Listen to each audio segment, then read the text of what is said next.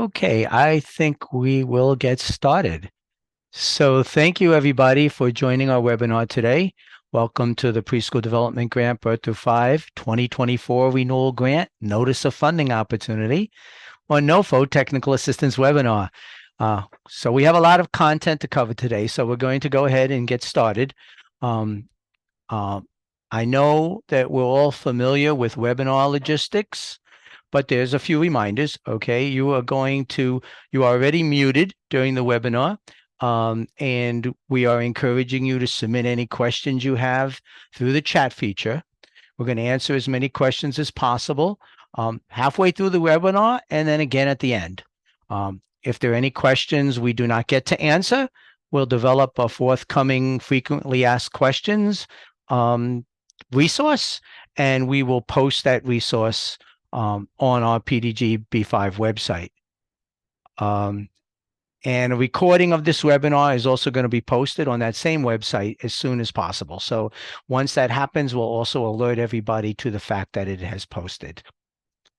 The agenda, the slide walks us through our agenda for today. As you can see, our agenda follows the flow of the NOFO. So we're going to talk through the content of the renewal grant funding opportunity, through the process of preparing to apply, to submit the application, the review process, and everything that follows. And then we will wrap up with some final Q&A and go over some ups and reminders. So what I want to do, though, is we're going to start with some brief framing remarks from two of our program leaders here at ACF and the Department of Education. I'm going to start by introducing my colleague, Samantha Agner-Trewergy. She's the Director of Policy and Strategy in ACF's Office of Early Childhood Development. Sam? Excellent. Thank you so much, Richard. And I have to admit, I'm just so excited to be with you all today and be part of this. Prior to joining ACF a few months ago, I worked in a state and with states across the country and really just saw the power of the PDG B-5 grant and the role that it plays to build and strengthen state systems that are just so critical to supporting our early care and education programs and services across the country. And now that I am at ACF, it's just such a privilege to support this program and the team that is administering it, and really just see in action the role that it plays in such a unique and important role in states and territories. The program is really positioned to test out the innovative approaches and strategies and to really solve some long-standing challenges that we've encountered over and over again in the early care and education systems across states. It's aimed to figure out what works and what could work better, and then really working across systems to scale up those innovations, all in service to our nation's children and their families, and especially trying to serve those who are most in need of those additional supports. So as you review these the new funding opportunity, I think you'll see that it continues to build the kinds of systems efforts that PDG grantees have been seeding since the program first began in 2018. And it doubles down on two really critical priorities that we're seeing in the current landscape. First, supporting the heart and soul of the early childhood field, our workforce, and addressing really, really longstanding challenges that we have in that area. It also focuses on the mental health and well-being of children, their families, and the early care and education workforce. We know that states are facing incredible early childhood and early care and education workforce shortages. In ACF, along with our partners at the Department of Education, Department of Labor, and others, we are committed to proactively building an early childhood workforce system that attracts and prepares and supports and retains the highly qualified, diverse workforce across all early care and education settings and programs that we know our children and families deserve. So you will see that we've continued to emphasize these workforce investments that many states are working on through this specific funding opportunity. We are encouraging states to propose bold and new strategies that can demonstrate sustainable ways to solve these challenges, including compensation initiatives, developing new paths to licensure for the workforce, credentialing and degrees, and other efforts that really demonstrate the value and the investment we need in the early childhood workforce specifically. We also know that our nation is facing a mental health crisis that has really only become more apparent and more pressing since the COVID pandemic.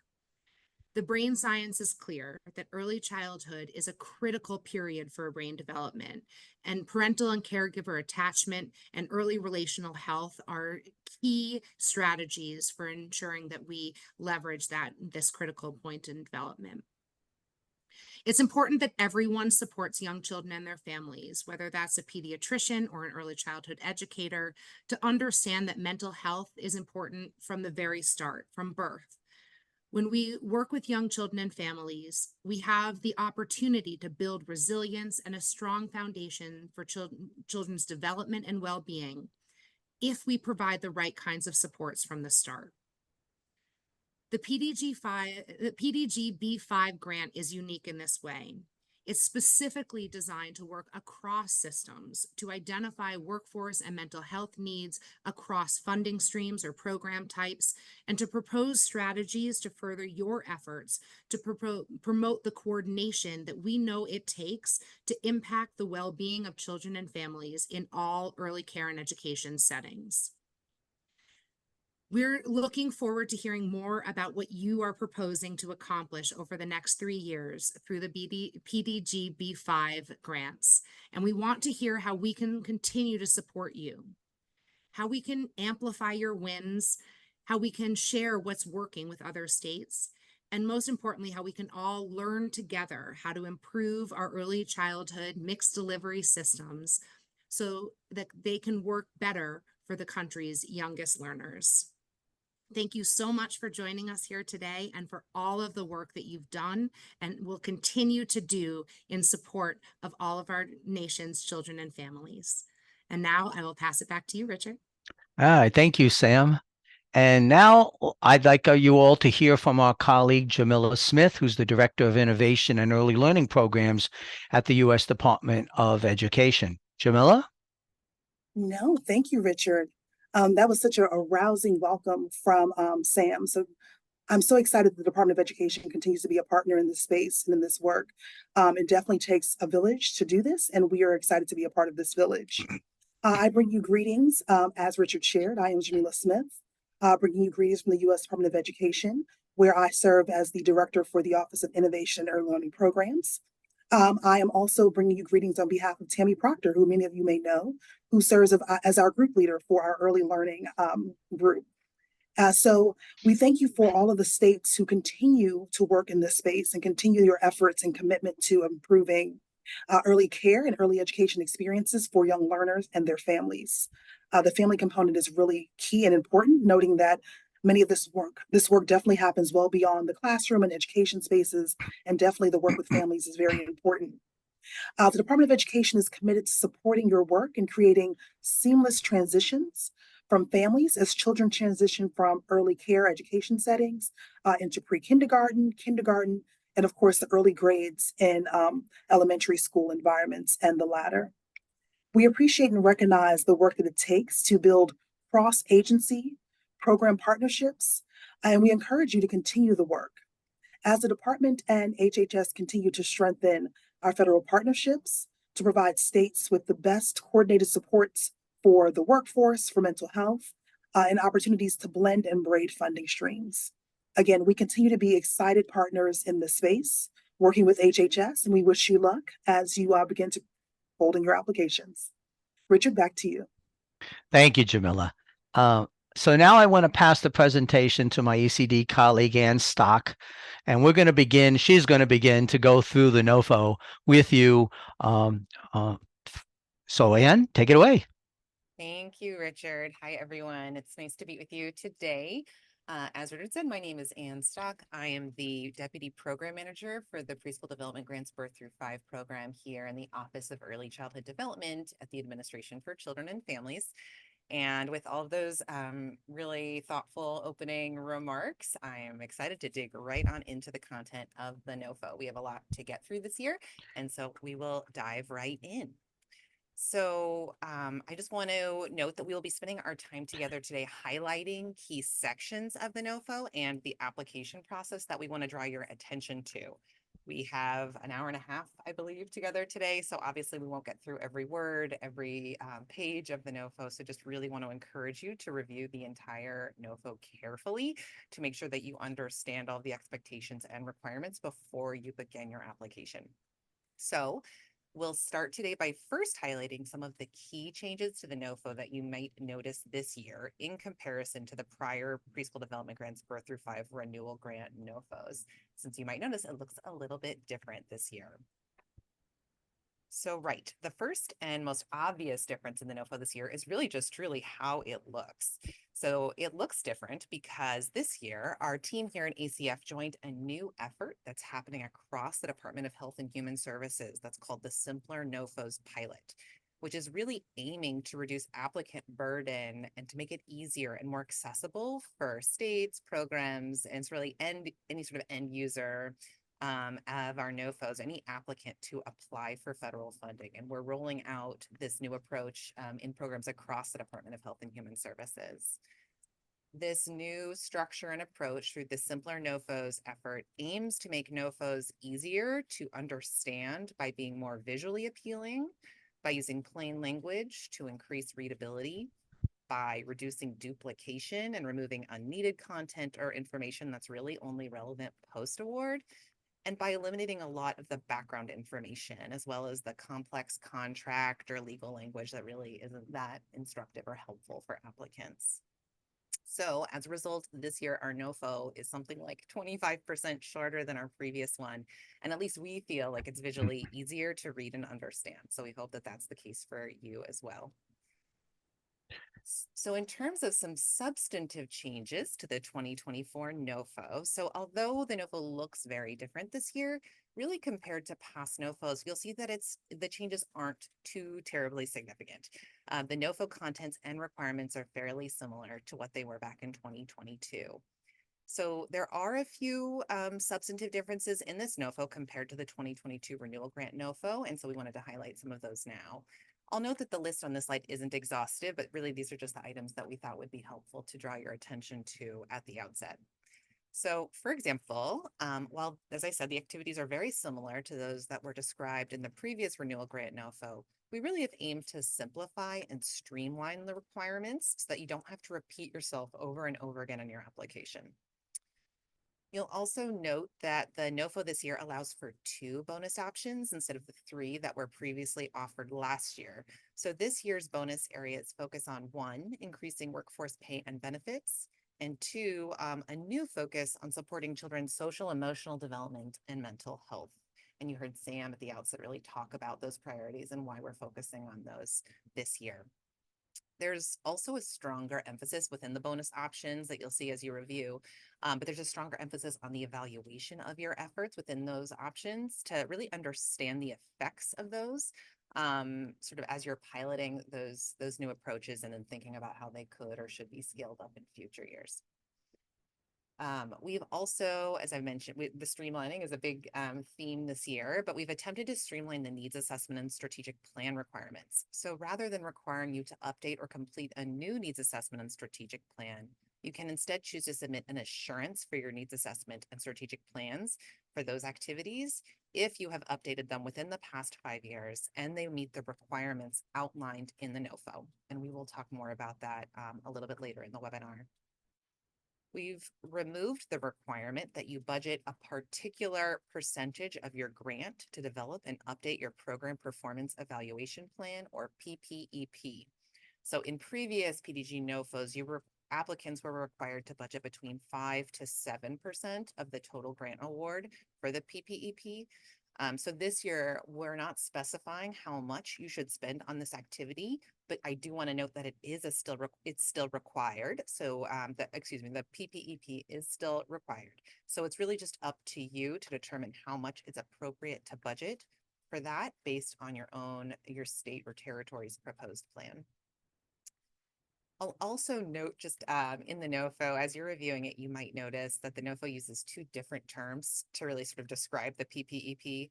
It uses the term Project Performance Evaluation Plan and Program Performance Evaluation Plan. So just noting that's a typo. They both refer to the same thing, the PPEP, which we've historically referred to as the Program Performance Evaluation Plan. And then next, I'll mention a new requirement in the approach section of the program narrative that's on page 31 of the NOFO, where we ask you to provide an assurance that you have worked closely with your state's CCDF lead agency in the development of the funding application. So in this section, you'll confirm that if you're selected for funding, you'll collaborate with the CCDF lead to maximize coordination, collaboration, and data sharing across programs, and also to ensure that PDG funding is used to inform CCDF planning over the long term. The last item I'll highlight here is that for those applicants that currently have a no-cost extension for an existing PDG B-5 grant, and your current unobligated balance is greater than 25% of your PDG Birth to 5 award, there is a requirement for you. So you must include in the organizational capacity section of the application an explanation for that balance and how you will spend those funds prior to the end of the no-cost extension period. Again, you can find this requirement on page 32 of the NOFO. So we'll discuss most of these items in more detail in future slides, but just wanted to call them out at the outset that these are some highlights of some of the changes in this year's NOFO. So now we will dive in sort of step by step, following along with the funding application process as outlined in the NOFO. And we'll start with step 1, review the opportunity. So if you're following along in your NOFO, this begins on page 4. So this slide really just highlights some of the basic information about this funding opportunity. We anticipate awarding approximately $85 million in renewal grants this year to approximately 10 state and territory recipients, although noting the actual number of awards may change depending on which applicants are successful and their respective award amounts. There are 6 different award ceiling amounts, which are tied to 6 funding bands, which I'll discuss on the next slide. The award floor is $500,000 for all projects. And the grants have a 36-month project period, which will begin on September 30th, 2024. But note that successful recipients will only receive funding for 1 year, with funding for each additional year contingent upon annual federal appropriations. So this slide really digs a little bit more into the eligibility. So there are 25 eligible applicants this year, which you can see on this slide. 21 of those are states and territories that were awarded a PDG Birth to 5 planning grant in 2022. The 4 others were awarded an initial grant in 2018 and have not yet been awarded a PDG B-5 renewal grant. So they are also eligible to apply this year. There are 6 bands of funding based on the relative share of children from birth through age 5 living under 200% of poverty within the state or territory, as identified in the American Community Survey 2022 5-year estimates. You can see those 6 bands of funding here on the slide. The amount awarded to successful applicants this year will be the same amount awarded for each of the next 2 years, assuming availability of future funding. Note that if you request more than your maximum funding amount in your application, your application will be disqualified from review. So you can't request more than your award ceiling amount. However, you may request less than your ceiling amount based perhaps on your state or territory need or on the ability for you to provide the required non-federal match. Applicants must submit a letter from the governor designating the state entity that will have responsibility for execution and administration of the grant. But I'll note that this does not need to be the same agency as the one that was previously awarded the planning grant back in 2022. And as I just noted, this grant does have a cost sharing requirement. You must contribute 30% of the ACF federal share of the award. That means if you're awarded $5 million, for example, you must contribute $1.5 million in match. You must also meet this requirement by the end of each 12-month budget period. I'll note that we do waive cost sharing up to $199,999 for awards to the governments of American Samoa, Guam, the U.S. Virgin Islands, and Northern Mariana Islands. However, those applicants must meet any amount of cost sharing over that amount, that $199,999. All right, so the next section of the NOFO is the program description, which begins on page 10 of the NOFO. The section covers a lot of ground, including the purpose and priorities of the program, information about the program activities and bonus options, spending requirements, and funding limitations. So first, I will highlight our key program priorities, which are outlined on pages 10 through 12 of the NOFO. This year, we've grouped our priorities into 3 broader priority areas: maximizing family participation and engagement in the state's mixed delivery system, supporting the early childhood workforce, and supporting early care and education program alignment and quality improvements. The first priority area, maximizing family participation and engagement in the state's mixed delivery system, includes a focus on increasing access to early care and education opportunities for infants and toddlers. So as you develop your application, we encourage you to build your state's capacity to meet the need for high quality infant and toddler services across the state's mixed delivery system. And that includes across center-based care, family child care, home visiting services, and early intervention services. We also encourage you to prioritize reaching underserved children, both by improving services and increasing access to high quality early care and education. Pages 10 through 11 of the NOFO go into detail on what we consider underserved children for the purposes of this funding opportunity. So I won't go into detail here, but I encourage you to take a look there. The NOFO highlights as a priority increasing the inclusion of children with or at risk of disabilities, so that children and their families can access and participate fully in any program services and activities that are available to children without disabilities. Next, we encourage you to develop and use application, eligibility, and enrollment systems to help families find programs to meet their needs and to apply for and receive benefits and services.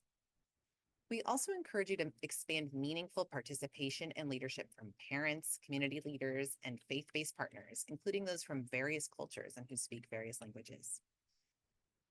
The second priority area for the NOFO is to support the early childhood workforce.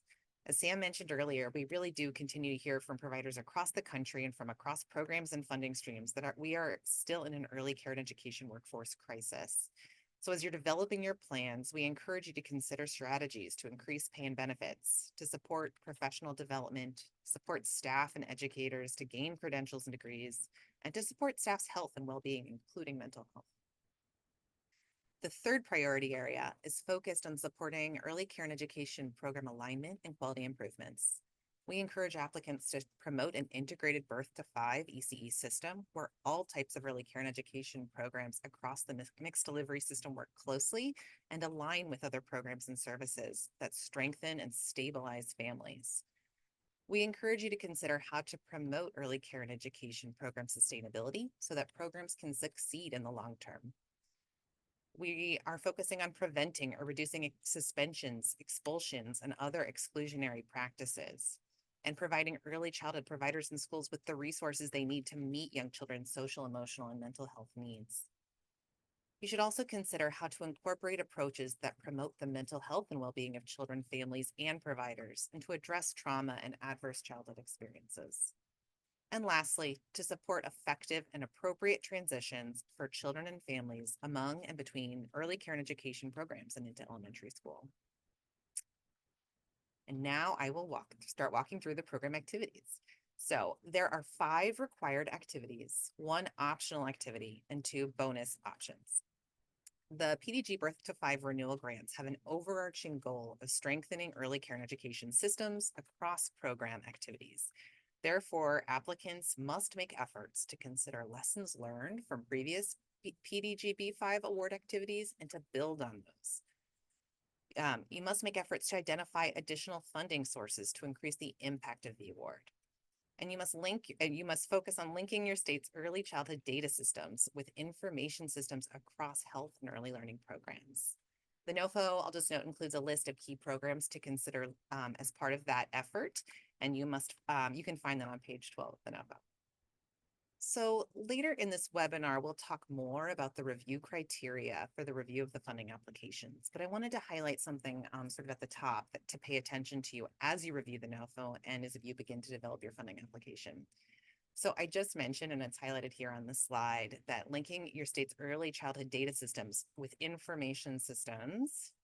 I just lost my page and my talking points, so I'm going to come back to it. There we go. That linking a state's early childhood data systems with information systems across health and early learning programs is highlighted as an overarching program activity related to strengthening early childhood systems. So, however, when you start digging in and you review the merit review criteria later in the NOFO, you might notice sort of at a glance that we don't appear to award points for that aligned with that phrase, linking your state's early childhood data system. However, if you take a closer look at the review criteria section on page 42 of the NOFO under the Strengthening Early Care and Education Systems activity, it states that reviewers will assess the responses to the overarching program activities concerning strengthening early care and education systems. And then there's a link back to this first program activities section of the NOFO. I know that's a little confusing to follow right now, but I'm just mentioning this now because that it's critical as you review the NOFO, and particularly as you're reviewing the criteria as you prepare your application, to pay close attention to those links within the criteria section. And that will help you to ensure that you're responding to all key priorities and requirements. So again, we'll talk more about this later in the webinar, and hopefully it makes more sense when we talk about it then. But I just wanted to highlight this now as you consider your planning and as you continue to read and become familiar with the content of the NOFO. Okay, so moving on to activity 1, update your comprehensive statewide birth to 5 needs assessment. So you must review and, if necessary, update your state's needs assessment. If you have recently conducted or updated the statewide birth to 5 needs assessment in a way that meets the requirements of this activity as outlined in the NOFO within the past 5 years, you can state that in your application and provide an assurance to that fact. If you have not conducted or updated the needs assessment, you must do so in the first year of the award or work with your federal project officer to establish a different timeframe. As with the development of all activities funded through this grant, as you update the needs assessment, you should consult with people who participate in the birth to 5 system, including families and providers from diverse cultural and linguistic backgrounds. You'll hear us talk about that a lot today. You should also work with key early childhood program and system leaders in your state, such as the CCDF administrator, Head Start State Collaboration Director, and other key partners. You should also build on existing needs assessments or data from other programs and include additional data into your needs assessment.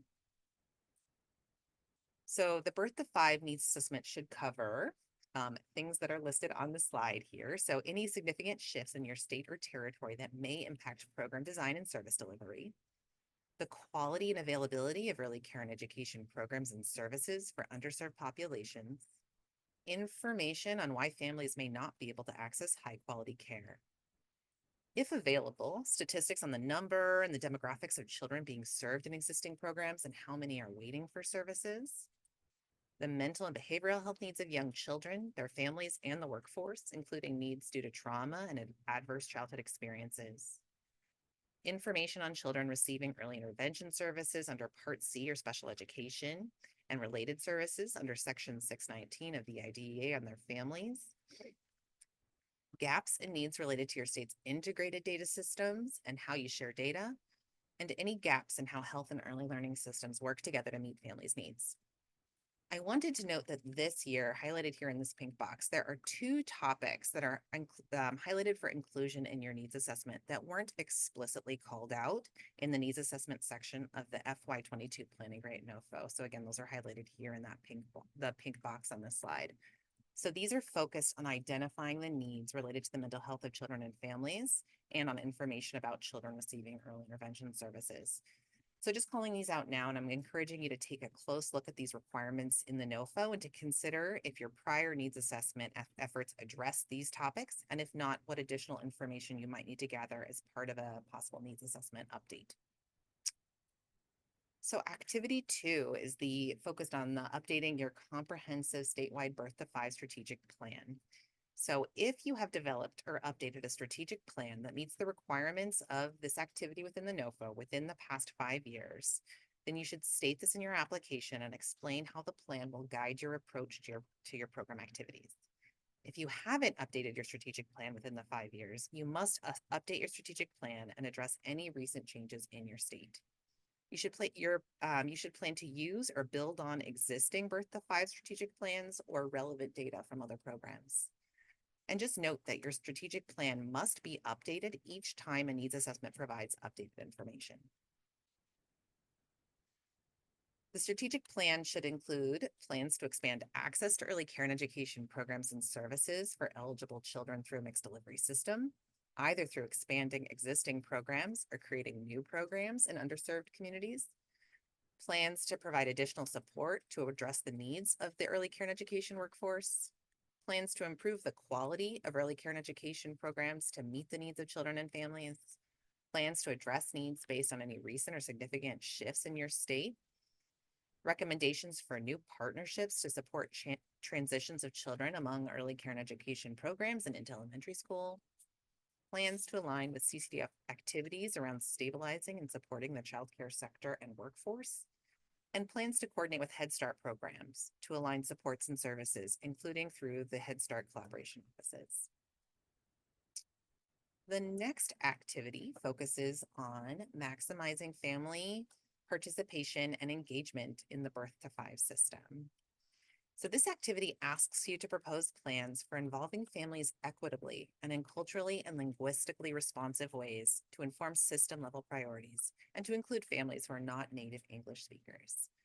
In your application, you should propose plans for improving or expanding programs and program systems that have been designed in collaboration with families and based on needs and opportunities that are identified in your needs assessment and strategic plan. A few example strategies and approaches are found on the right side of this slide, and there are more in the NOFO, so I encourage you to take a look. Activity 4 is focused on supporting the Birth to 5 workforce. So as we've noted several times in this presentation, we recognize that a healthy and strong early care and education system requires a strong, well-compensated and professional workforce. So applicants are encouraged to propose systemic investments to support the workforce, alongside more targeted investments to support early care and education providers at the community or program level.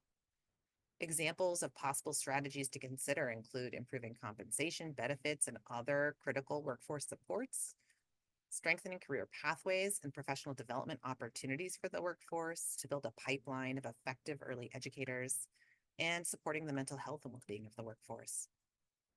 For more information on how PDG B-5 can be used to support the early care and education workforce, obviously you should take a look at the NOFO. And we also encourage you to take another look at the PDG Information Memorandum on Workforce Compensation that was originally published back in September of 2022. And it includes a number of helpful strategies and ideas to consider. And you can find the link to that IM in the NOFO, and it's on the ECB website as well.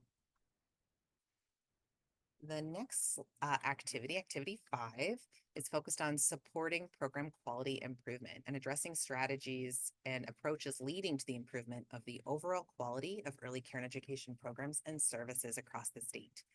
A sampling of possible strategies are here on the slide, and there are more in the NOFO. And some of these include equitably increasing capacity of high quality, inclusive, full day and year-round services and supports across ECE settings and the mixed delivery system. Integrating best practices around health and safety in early care and education programs, supporting equitable and culturally responsive practices of providers across the mixed delivery system for all children and families, including those who speak multiple languages or who come from historically marginalized communities, and many more. So take a look at the NOFO. And on to activity 6. So subgrants to enhance quality and expand access to programs and services. So activity 6 is an optional activity. I'll note that it's not significantly different in scope from the activity 6 that was in the 2022 Renewal Grant NOFO, but I'll just highlight that this year's NOFO really aims to allow for more flexibility as to how applicants propose to increase access to or improve programs and services for underserved children. So the percentage that you are allowed to apply to subgranting remains the same as in prior years, and that's up to 60% of funds in the first year of the grant and up to 75% in subsequent years of the grant. And I will say that ACF strongly encourages you to propose subgranting activities as part of your application. There are 3 options for subgrants as outlined in this NOFO, and you may choose 1, 2, or all 3 of these options. Subgrant option A focuses on testing strategies to expand access to existing programs and services. Subgrant option B focuses on piloting new programs to address unmet family needs. And subgrant option C is focused on improving the quality of existing programs. There are some requirements in the NOFO about how subgrants should be prioritized. And I think these are highlighted on the right side of the screen here.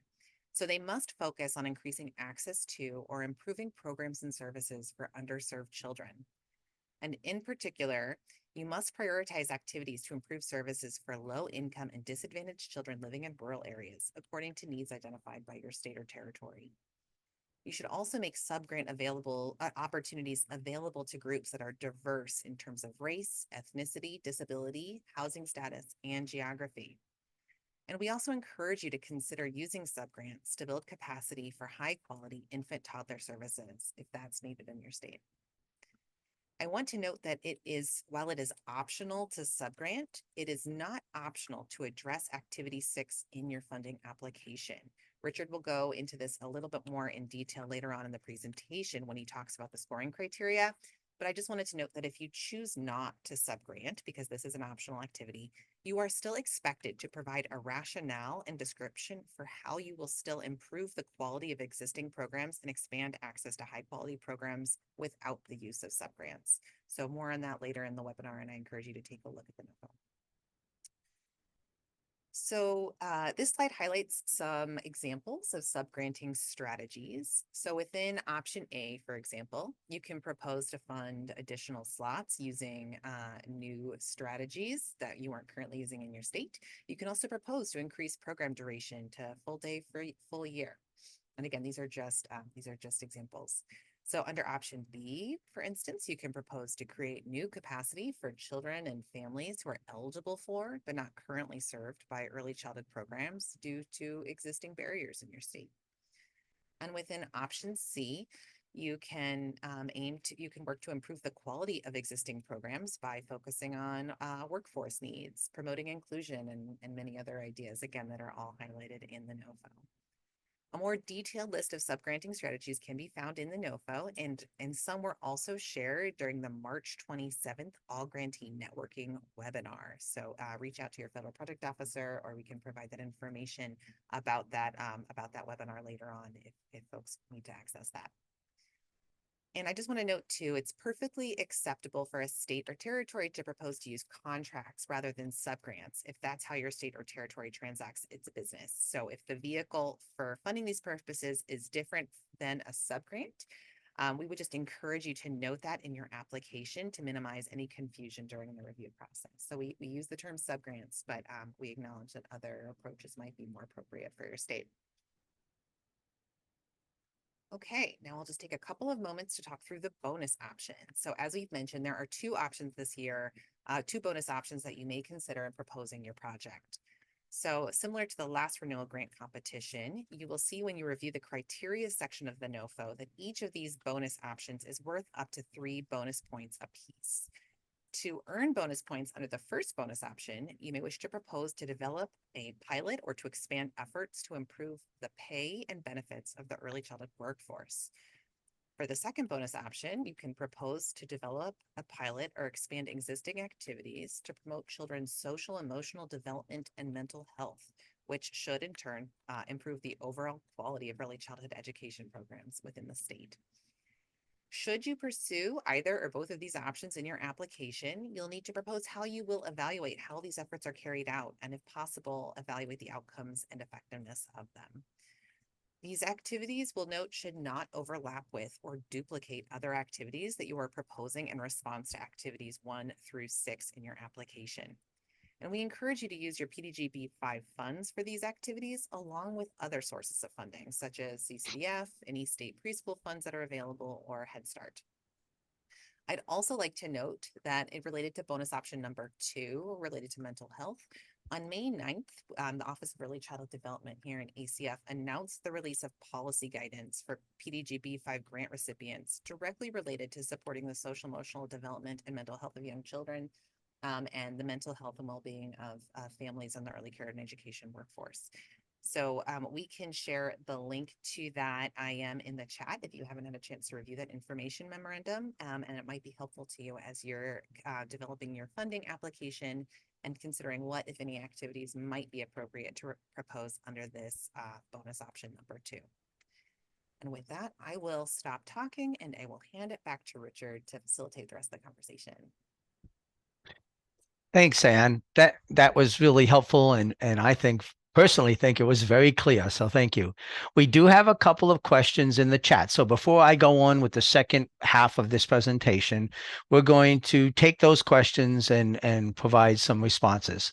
So the first question in the chat says, if we submitted an application for the planning grant in 2022, could we get feedback on that application? What the scoring was for each section and what the strengths, weaknesses were, and is that information saved available from that review process? So the simple answer is no, you would not get that information. But the reason is twofold. One, not everybody who is an applicant had a planning grant, and so that would give some benefit to certain states over others. The other reason is because this is a renewal grant and the requirements and expectations are somewhat different. And so it could be very misleading to look at how you were scored and what was identified as strengths and weaknesses in the previous grant. It could actually cause you to answer in a way that would not be helpful. So we would not be sharing that information with you. The second question, is it expected that every grant implement an activity that speaks to each of the priority areas, or could we prioritize strategies based on our identified needs, recognizing we may not touch on each one of those priorities? So, Anne, I don't know if you want to answer. I'll give a preliminary answer and then you can respond as well. I think the important thing is that, first of all, this is your application, and you need to be able to determine how best to answer the questions posed in the NOFO and the criteria in the NOFO. That being said, it is also important for you to look at what the reality is in your state. As Anne mentioned before, you're building on prior work and you're figuring out how to go to the next level. So you would also determine what you've done in the past and there may be things you have not done yet that you want to speak to, and there may be things that that you have done, but now you want to raise it to the next level. Anne, do you want to add anything to that? Not really. I was just going to highlight, I really just encourage you to closely review the criteria section of the NOFO. It's pretty explicit what needs to be addressed there. So encourage you to take a close look at that and respond to it as carefully as you can. Yeah. And just another reminder that Anne mentioned those links in the NOFO. That's new, right? We haven't had links in a NOFO before. So you'll want to take a look at that and pay attention to it. As Anne mentioned previously, that's going to take you back to pieces to remind you of what you want to consider as you answer the different pieces of the application. The next question is, how do you clarify subawards or subgrants? For example, we tend to contract with partners to implement specific activities, conduct research, evaluation, disseminate messaging, etc. Are subawards or subgrants more so the funds granted to child care programs providing direct services to children and families? Anne, do you want to answer that first, or would you like me to go? I'm not sure I entirely understand the question, Richard. So if you feel like you have a good answer, I encourage you to go for it. Okay, fair enough. So, well, first of all, I think what we have done in the past is similar to what we want to do here. We allow you to determine what your terminology you use. We recognize different states use different terms. So whether you call something a subaward or a subgrant, that's why we added the language that if you don't subgrant but you contract for services, that's the same thing as far as we're concerned. So if you go back and you look at the items in the criteria related to subgranting, related to activity 6, what you want to do, don't worry so much about the terminology. It's not important whether you call it a subgrant or a subaward. What's more important is that you address the items that are listed in the under activity 6. So I think that's the best answer to give, at least at this point. The next question the planning grant iteration required recipients to update their needs assessment. What is the distinction between updating for the planning grant compared to updates for the renewal grant? So how do I want to answer this? I think Ann pointed out to you, first of all, the difference that we've tried to make here is we've tried to say, look, we've been asking states to do needs assessments and strategic plans with each award. And at some point, it becomes repetitive and it may not be necessary. So we've given you the ability to take a look at what you did in the planning grant. What did you update in the needs assessment? Did you cover all the areas mentioned in this NOFO? And if not, then you would probably be doing some additional updating because there, as Ann pointed out, there were a couple of items that were not specifically mentioned in the last NOFO.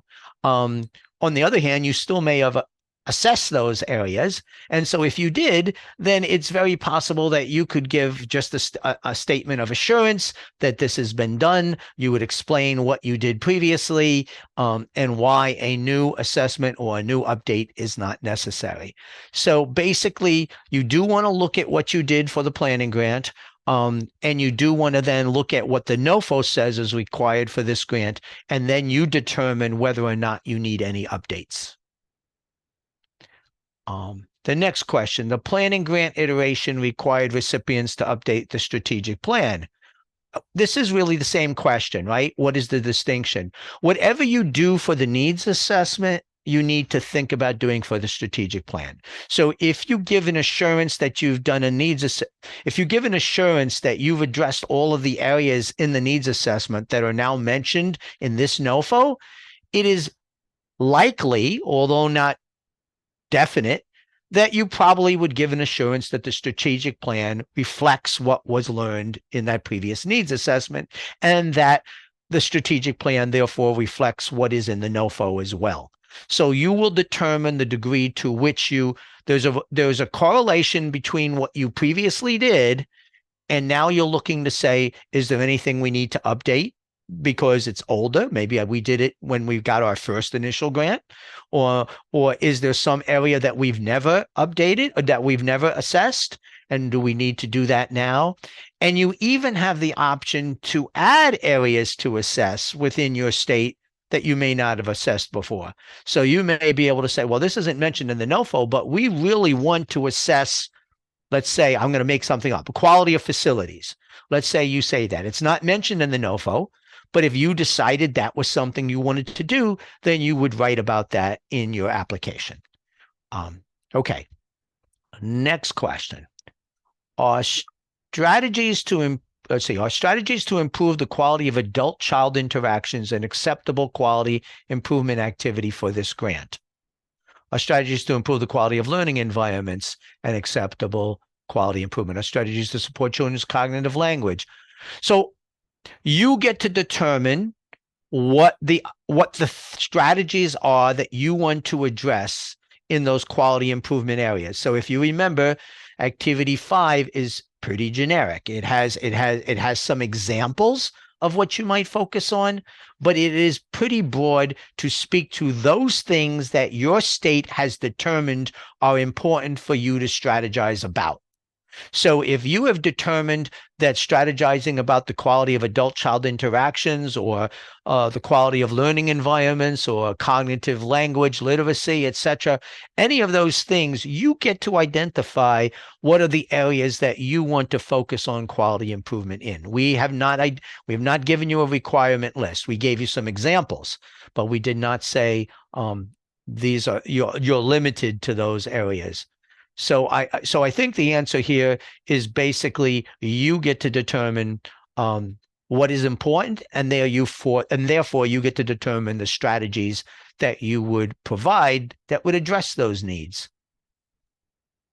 And then I was let's going to see. say, Richard. Go ahead, so Ann, please. for the Yes. sake of time, let's keep moving with the presentation, and then we will hold all the rest of the questions until the end. I know we have a lot of slides to cover, so I want to make sure we get through those too. I think that's a good point. Thank you, Ann. And also, it's as a reminder, or for those who may have joined earlier, if for whatever reason we don't get to all the questions, we will be sure to put together an FAQ and answer these questions in writing as well. Okay, so going on with the presentation. As we continue basically to follow along the NOFO, we now move to step 2, which is getting ready to apply. Now, this begins on page 22 of the NOFO, and this is by far and away the quickest section, but it contains some really important reminders.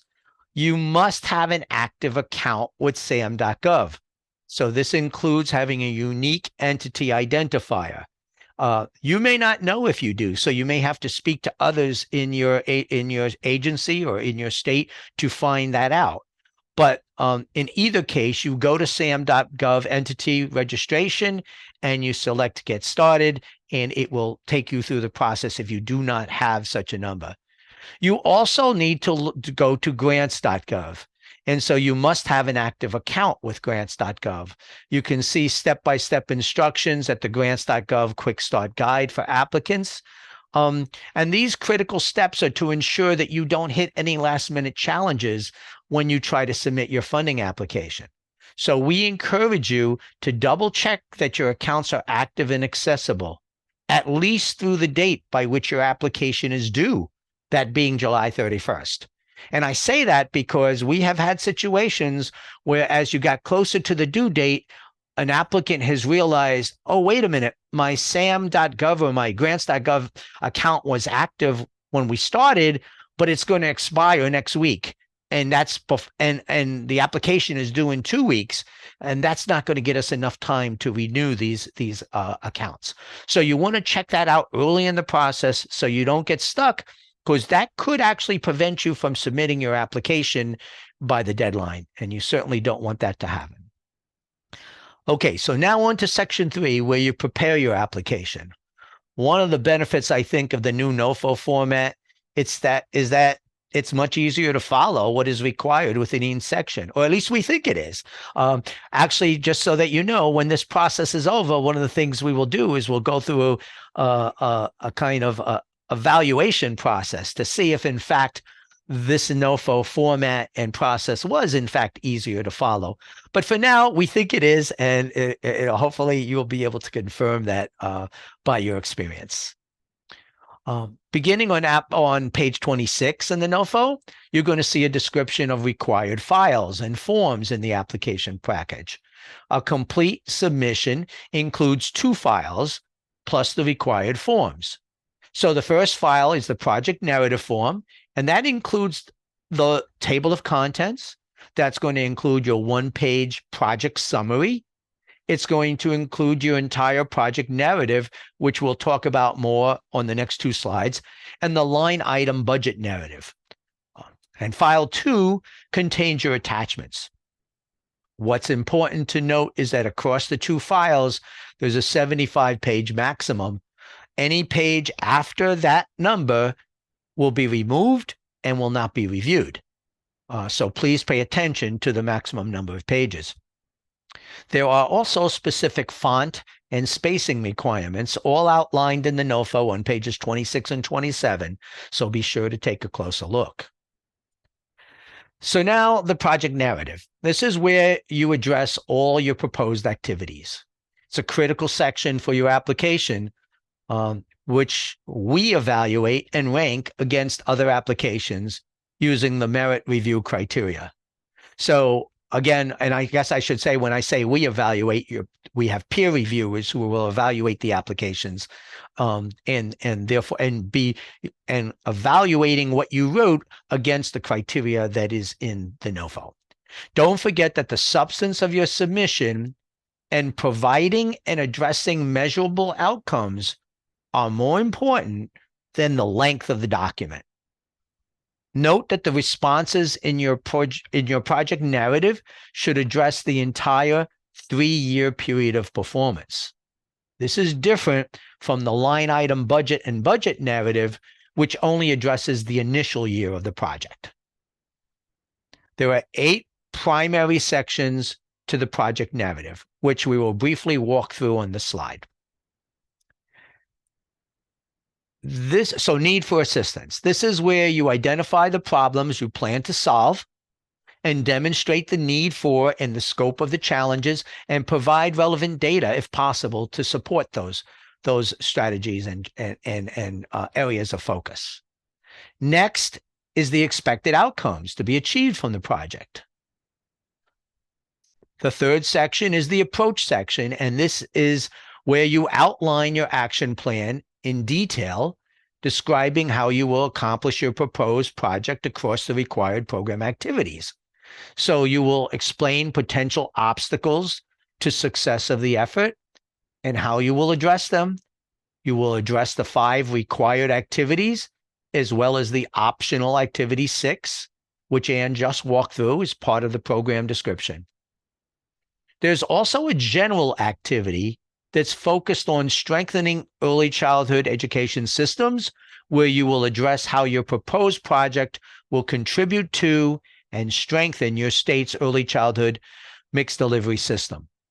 In this section, you'll also provide an assurance that you worked closely with your state CCDF lead agency in the development of funding application, and that if you receive a grant award under this funding opportunity, you will share data and collaborate across programs and ensure PDG funding is used to inform CCDF planning. Okay, continuing. So next is the project timeline and milestones, which must cover the full period of performance organized by task and subtask. Then you have the organizational capacity section, where you will provide information about the full project team, including the applicant organization, any cooperating partners, contractors, and subrecipients, and provide evidence that your team has the expertise and experience to be successful in this project. In this section, if you have a current PDG B-5 grant with an approved no-cost extension, you'll also state your balance of unobligated PDG B-5 funding as of the time that you're submitting your application. If your current unobligated balance at that point in time is greater than 25% of your total award of that plan and grant award, you will explain why you have this unobligated balance and how you will ensure that you spend the funds on time. Obviously, for those 4 states or territories that did not have a plan and grant, but only had the initial grant, you will not have to respond to this item at all. Next is the plan for oversight of federal award funds and activities, where you address how you will ensure proper award oversight. And then you have the program performance evaluation plan, of which Ann already spoke. In this section, you will discuss how you plan to continue to evaluate your project's performance and how it will contribute to continuous quality improvement. As I mentioned earlier, this time around, you're not required to commit a set percentage of your grant award each year toward further development or implementation of your PPEP. You are to determine the amount needed based on where you are in your PPEP development and implementation. So prior to this webinar, we received 2 questions that I want to answer now. The first asked, can we decide to allocate 0 funding for the PPEP? The second related question suggested that there did not appear to be an assignment of points in the scoring section that indicates a requirement related to data. I'm going to answer both of those questions now. So while technically you could allocate 0 funding to the PPEP, you will then be challenged to explain how you would update, if necessary, and implement a PPP without this funding. And then the reason I stated that the second question about data is related is because while there are no points specifically assigned to data in the scoring criteria, the need for data is integrated throughout this NOFO and throughout the work you will be doing. including as it pertains to a meaningful program performance evaluation plan. And the last section of the project narrative is the project sustainability plan, where you will propose a feasible and effective plan for project sustainability after the period of federal funding ends. Now we'll take a look at the line item budget and budget narrative.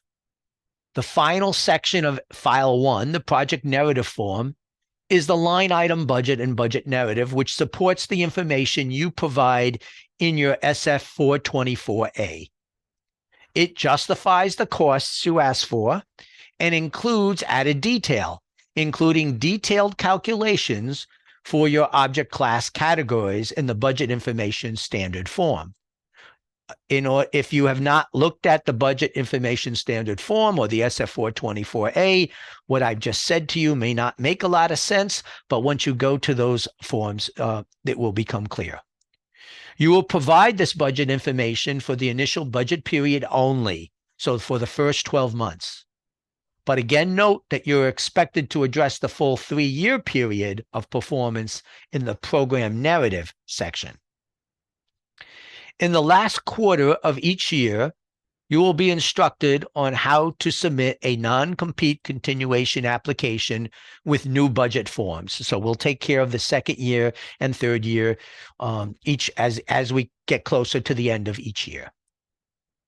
This NOFO provides helpful reminders about general expectations, resources, and requirements, as well as PDG-specific requirements.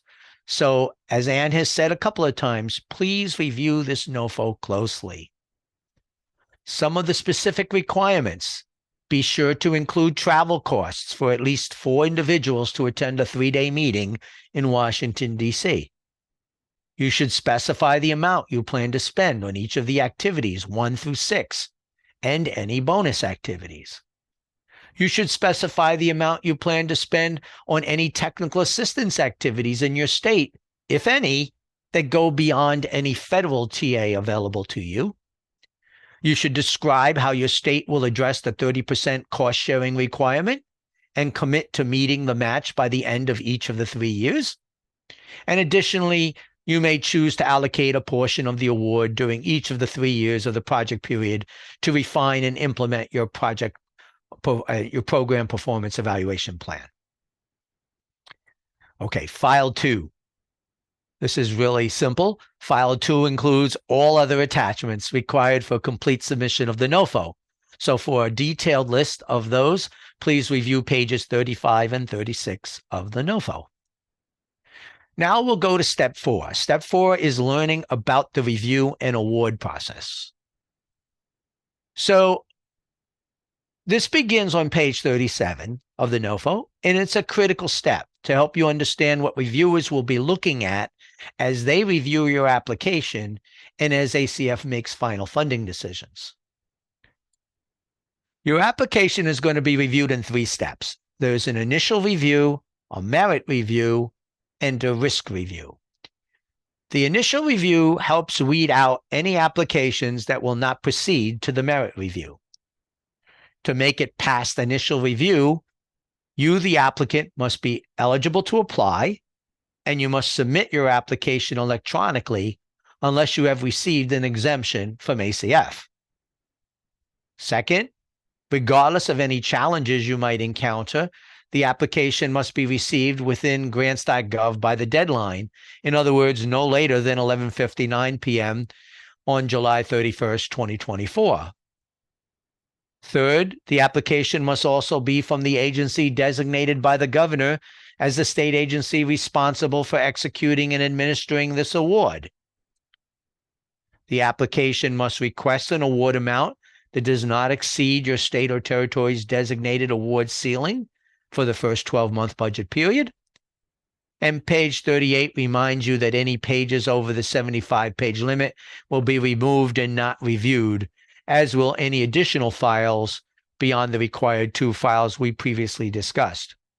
Now, I know that I just read those things in a different order than what was on the slide, but that's because at the last minute, I decided to change the order. So apologies for those of you who are trying to find the slide. After passing the initial review, a panel of reviewers will review your application during the merit review based on the criteria in the NOFO. And we'll talk more about the merit review in a moment. Reviewers are typically non-federal employees, so please be sure to review the information on proprietary and PII, personal information, in the NOFO. The last step before selection, the panel of reviewers will pass the application on to ACF and NED, where we will review for any risk of applicants not prudently managing federal funds. If any significant risk is identified, we may choose to not fund your application. So let's take a look at the application review criteria. This slide demonstrates the criteria of how your application will be evaluated and scored. Reviewers must review and evaluate applications based only on the application documents, with the exception of the NOFO and relevant statutes and regulations. So we'll obviously be looking at the reviewers will obviously be looking at the NOFO, and they'll be looking at any regulations we give them, which are basically incorporated in the NOFO. Consider when you're preparing your application that reviewers are not just assessing that you submitted a response to a section. Instead, they're going to be assessing your submission for clarity, completeness, feasibility, and overall quality of your response. So as a reminder, corresponding point values indicate the relative importance placed on each review criterion. Now, some review criteria tips. This slide highlights a few more tips to keep in mind as you review the criteria section and prepare your application. Let's start with some of the do's. Do closely read the review criteria in the NOFO. This will help you to prepare your application to be as successful as possible in the competition. You should respond to all required sections and activities, and that does include Activity 6, which addresses subgranting. Even though subgranting part of your application, subgranting part of your award is optional, there are review criteria related to the activity that you must address if you want to receive points for that section. Also, as Ann mentioned earlier, we want to draw your attention to the links within each of the review criteria. As we work to simplify this NOFO and reduce duplication, we now use the links throughout the NOFO to direct you back to prior sections, so you don't have to repeat each requirement and expectation multiple times. But that means you have to pay close attention to those links, because reviewers will be evaluating your application based on your responses to all of the requirements comprehensively, including the requirements in the program description and the project narrative sections that you can find by using those links. So to be sure to click on those links and review that content carefully when you're preparing your application. Now for a few don'ts. If you're considering proposing activities under one or more of the bonus options, just a reminder that those activities should not overlap or be duplicative with other activities you're proposing in response to activities 1 through 6. So you should be thoughtful about that. And in general, don't repeat yourself unnecessarily. Quality over quantity is what we'll be focused on. Reviewers will not be able to refer to or access external links during the objective review. So don't rely on those in your application. Don't put them into your application, since reviewers will not be able to access that information. Well, let me modify that. You can put a link into the application if you want them to know, but they can't use the link. They can't go and see what's at the link. So if you're thinking that they're going to go to the link and read what's there, you would be mistaken, and that could hurt your chances of getting a better score. Okay, submitting your application. We're almost there now. We're on step 5. So all we got to do is say, submit your application. The application checklist. Applications are due by 11:59 p.m. on July 31st, 2024 via grants.gov. You may have noticed that you have more time this time to submit your application. So I believe we ended up with 85 days or close to that, that you have to work on the NOFO and to submit an application. On page 50 of the NOFO, and here on this slide, you can find an application checklist, which will hopefully be helpful in ensuring you included all required sections. And please be sure to closely review this checklist before submitting your application. The checklist also outlines which forms and sections are included in the 75-page limit and which are not. Step 6. So now a few comments about what happens after the award.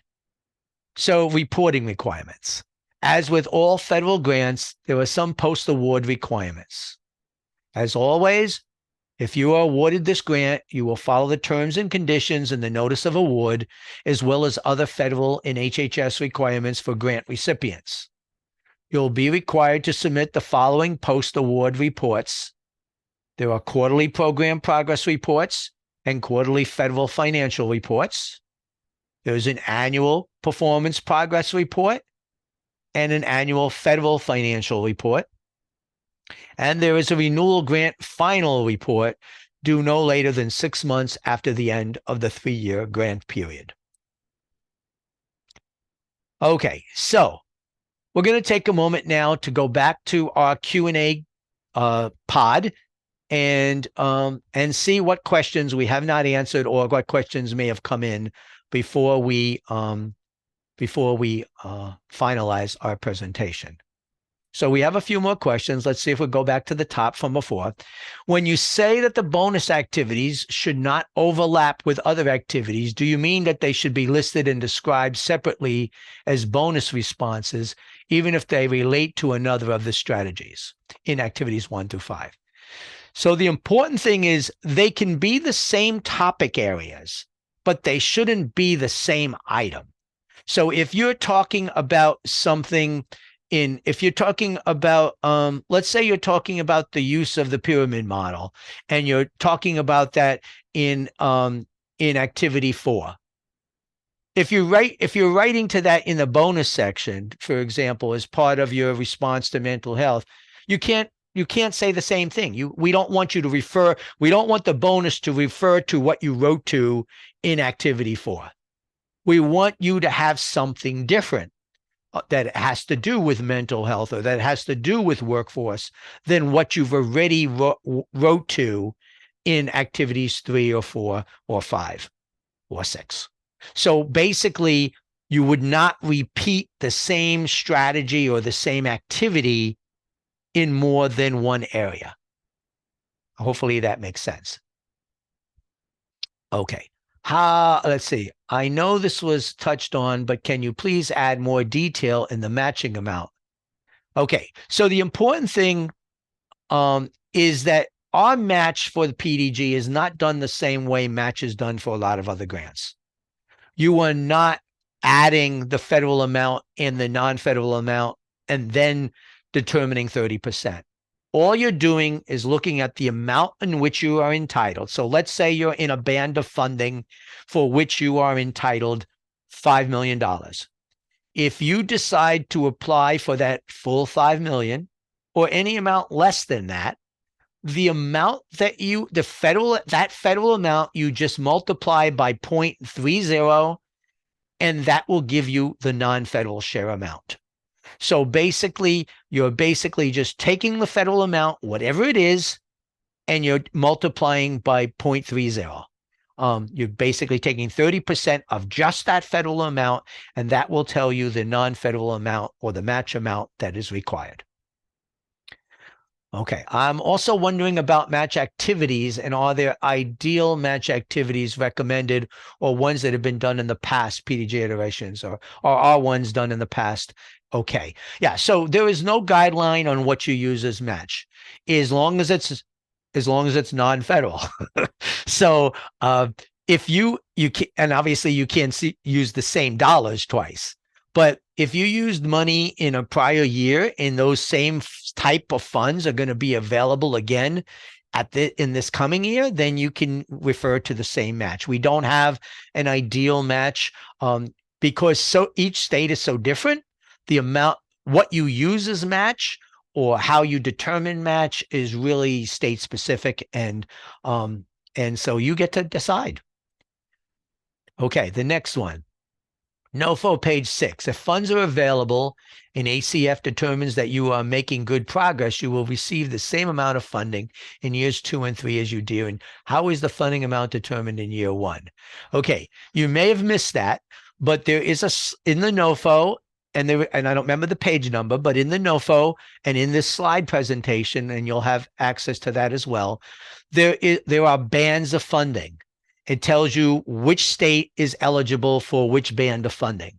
So you would go to your state, look to the band of funding, and that is the maximum amount you're eligible for.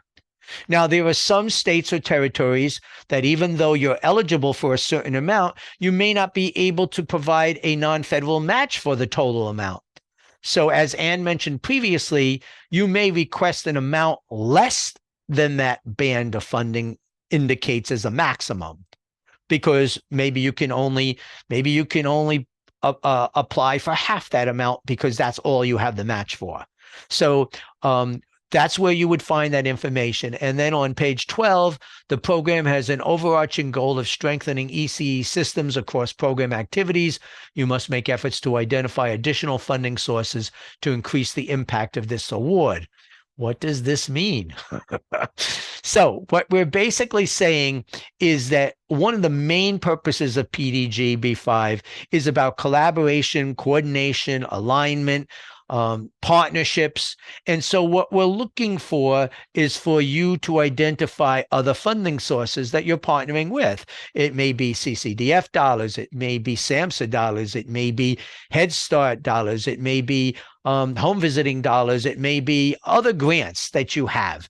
What we're saying to you is, are there other sources that you can use in partnership to blend and braid funding that allows you to get more bang for the buck?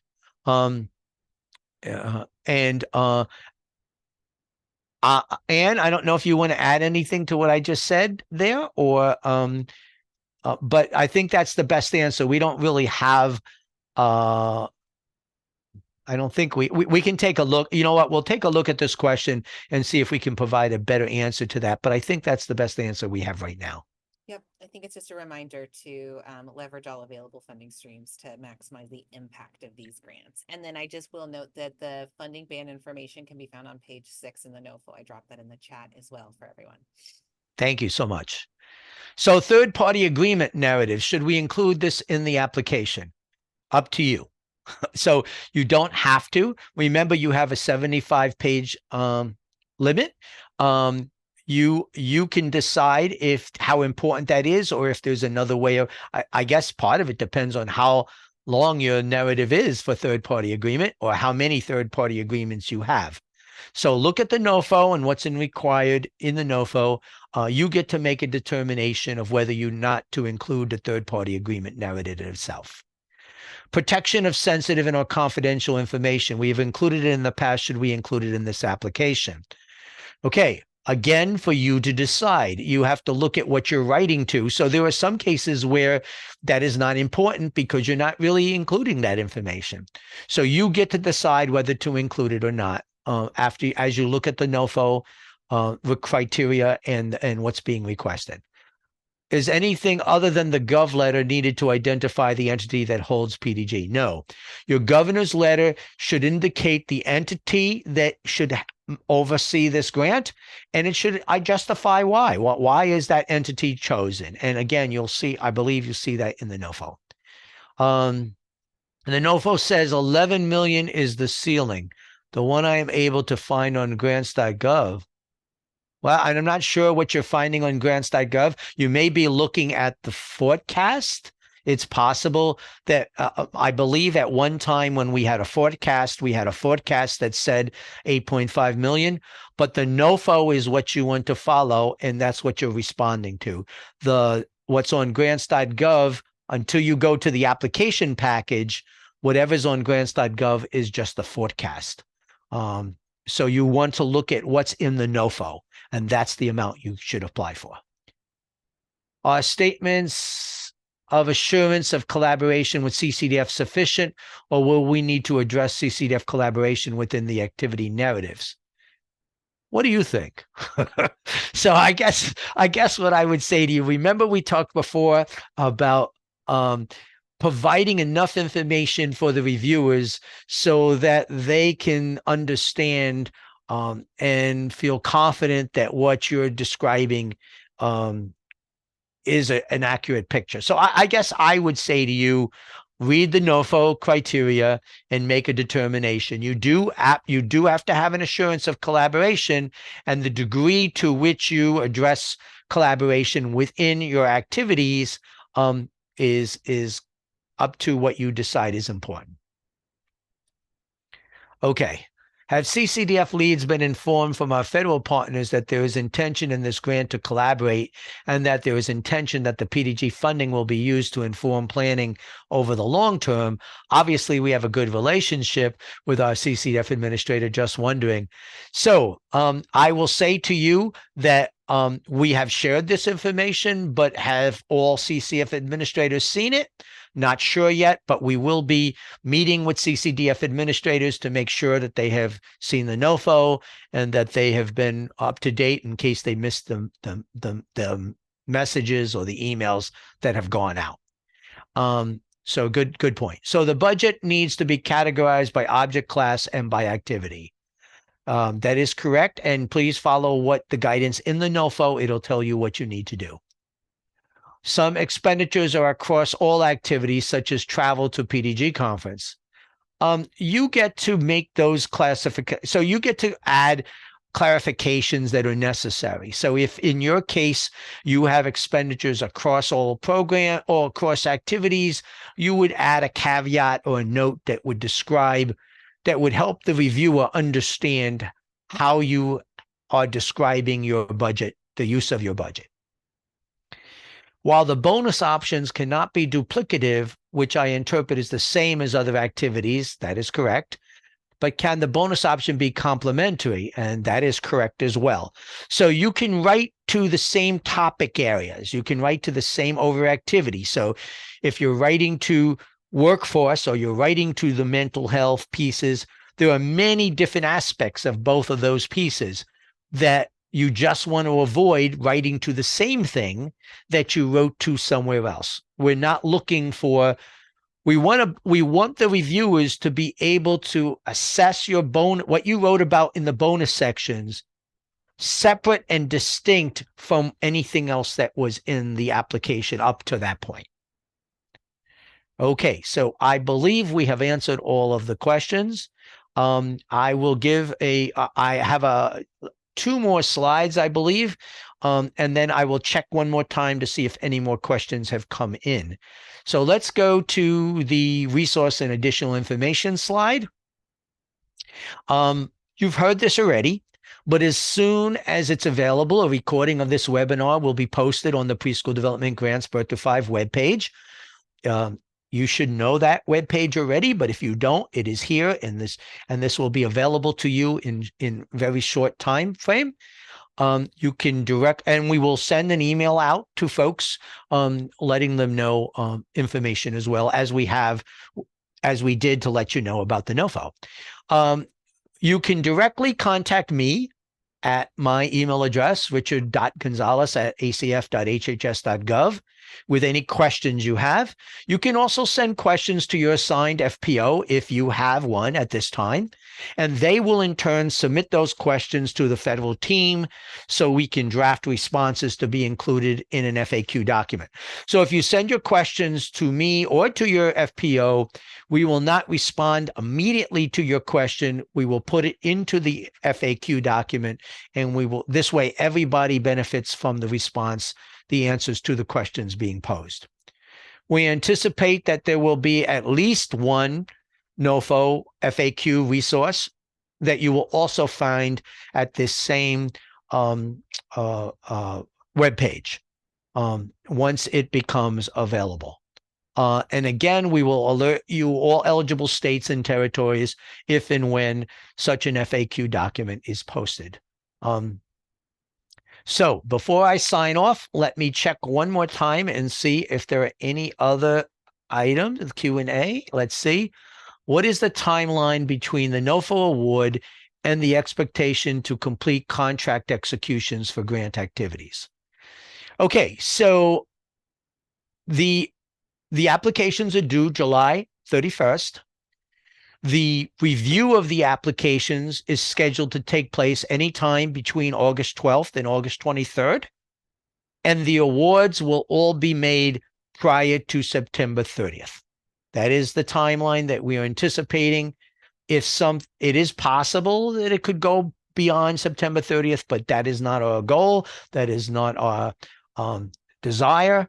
So we anticipate that all awards, we are aiming that all awards will be awarded no later than September 30th.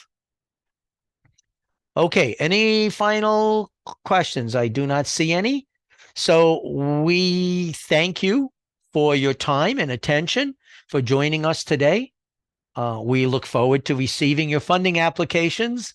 We wish you all good luck, and we hope you have a great rest of your day. And please continue the great work that you are presently doing, as well as the work that you will do in creating a wonderful application. Thank you so much, and we will now end this webinar.